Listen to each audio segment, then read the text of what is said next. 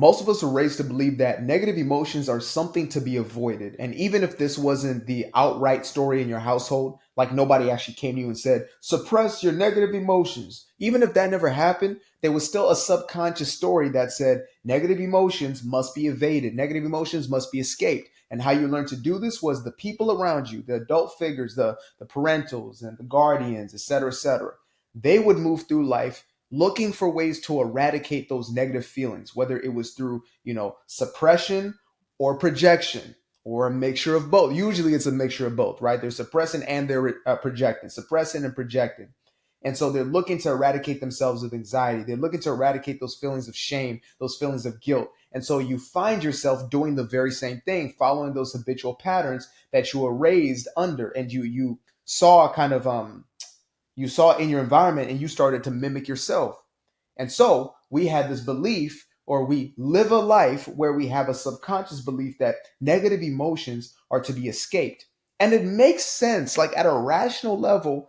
Of course, I don't want to feel negative emotions. I want to feel good emotions. And so our entire society has been built around the evasion of the negative emotion, the negative feeling, right? We have instant gratification, pleasure and pleasure enhancers, and things that will consistently give us some type of dopamine kick in order for us not to feel that anxiety, that tension, that frustration, right? Whatever is going on under the hood of this car that we call our lives. The phone, I mean, that thing right there over there, it's over there. Mine's over there because I know the power of that thing. If I had that thing in my hand, I wouldn't be making this video in the first place, right? That thing right there can have us completely escape our reality, completely avoid those negative emotions, and essentially miss out on a vital part of our own development, of our own evolution and our transformation into becoming who we were always supposed to be, which is powerful beings, living and walking and breathing and then existing within our true personal power. Now, what are negative emotions? I'm glad you asked. Look at you wanting to be educated and stuff like that. So a negative emotion is nothing more than an indicator. In the same way, a notification pops up on your phone. Ding, ding, ding. You probably got triggered right now just hearing me do that. You thought that was your phone. That was not your phone. That was me doing that with my mouth. Okay? I know. Mimicry skills on 100. But your negative emotions are like the notifications on your phone. So they're indicators that there is a message on your phone. Something's going on in the phone. So imagine this. Imagine seeing the notification and you think, oh man, here we go. And you throw your phone. You throw your phone into the wall. Boom, bash your phone. Throw your phone into the ground. Boom, bash it. So you don't have to see the notification. Well, that sounds crazy. That sounds crazy as hell. But yet most of us are doing that when it comes to negative emotions. We are seeing those emotions arise and we're looking to destroy them, right? We want to attack the emotion. We want to judge the emotion. We want to blame the emotion, and we want to run from that emotion. And then we suppress it, we press it, we press it until eventually we project it into our external experience. And that emotion doesn't go anywhere because it's an indicator. It's telling us, hey, buddy, you got to check under the hood. Same way you have a check engine light in a car, right? Here's another example. Check engine light in a car. What is the purpose of that thing? It's not to disrupt your peace. It's not to, mess up your day. Instead, it is to tell you that there's something going on with the engine and you should check the engine. Now, if you ignore that, you put a piece of tape over it, pretend it doesn't exist, you sing your tunes hella loud so you completely forget about it. It's not going to fix the engine. You still have not checked what the problem is. And so you are avoiding the problem. You're avoiding the notification that is trying to tell you that there's something going on. And then you end up in hot water. Then you end up with your engine exploding and now you're mad. Oh man, my car keeps breaking down. Yeah, because you've been avoiding that damn check engine light for the last 6 months, 3 months, 2 months, whatever the time may be. So again, our emotions, and more specifically negative emotions, are indicators to say, hey buddy, you're going the wrong way, or hey buddy, your thought process is in a place that is going to attract things to you that are destructive. That's what that's really about, right? Because our thoughts are the origin state or the originating space of all things in existence. Everything you see around you started and originated as a thought. Everything, right?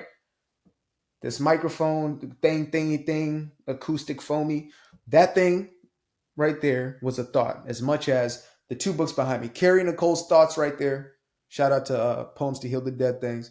And Aquarius Wave thoughts right there. Boom. Shout out to Doing Me Guilt Free. More of shout out to Doing Me Guilt Free. Double shameless plug. But your thoughts create your life. They create your reality, right?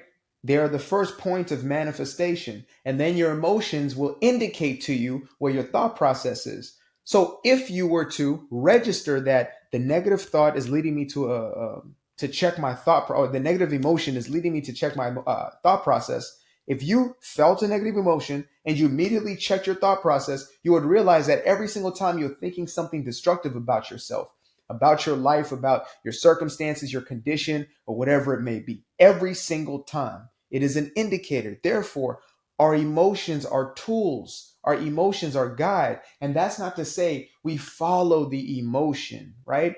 You don't necessarily follow the notification. It's like if there's a notification on the phone and you got that on do not disturb, you might not know who the message is from, or what app may have pinged you, or whatever's going on. You have to open the phone and then you finally see what's going on. And that's our job when it comes to negative emotions. We have to check ourselves. We have to know thyself. We have to come to a place where we can sit with ourselves, where we can be with ourselves, where we can, write down what is going on underneath the hood.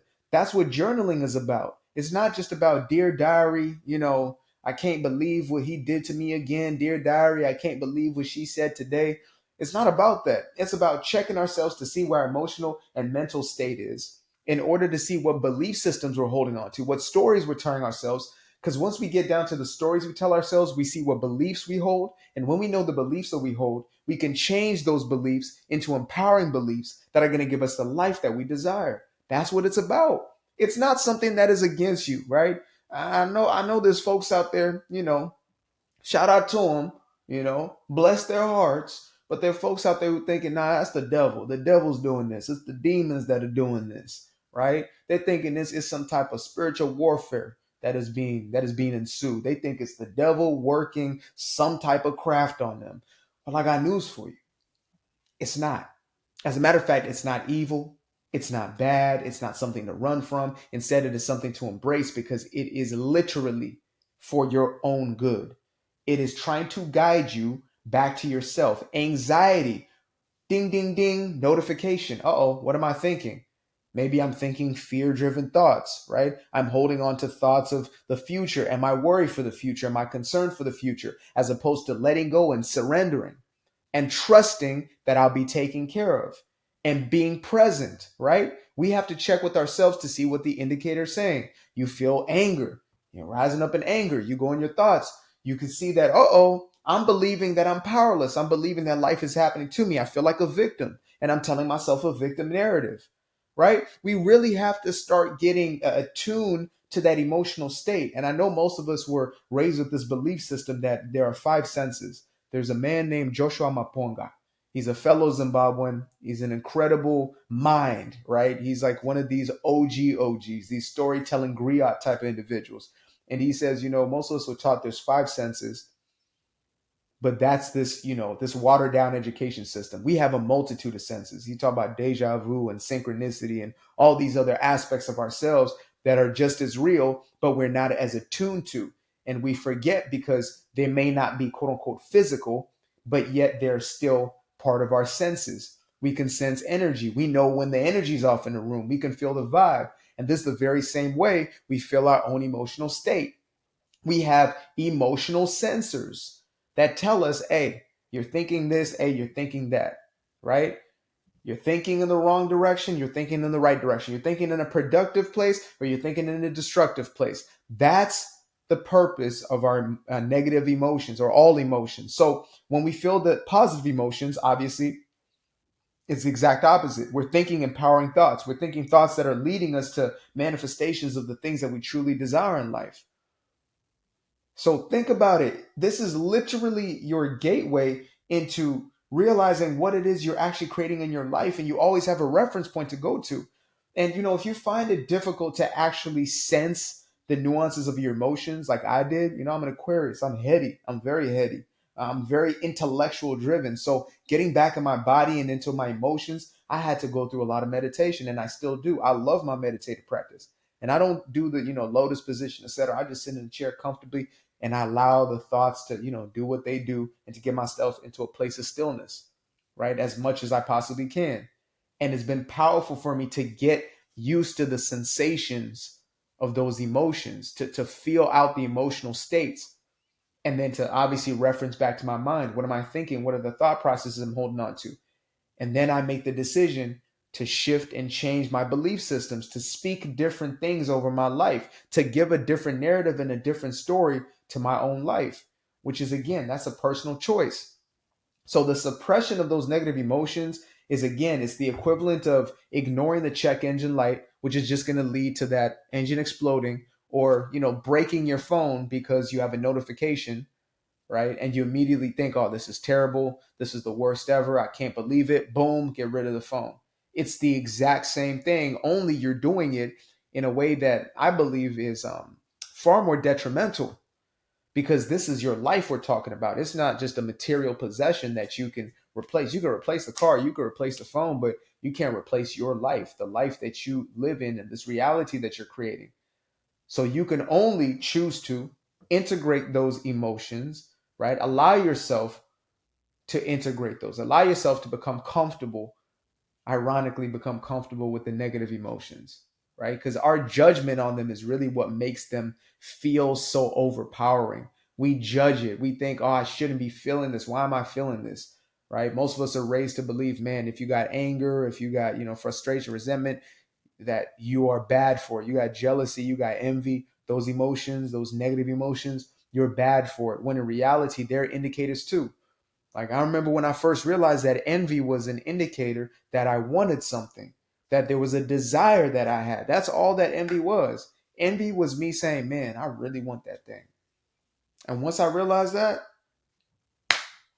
I can now deal with that accordingly, as opposed to running from it, as opposed to evading it, as opposed to trying to suppress it. I was now able to use it in a constructive manner.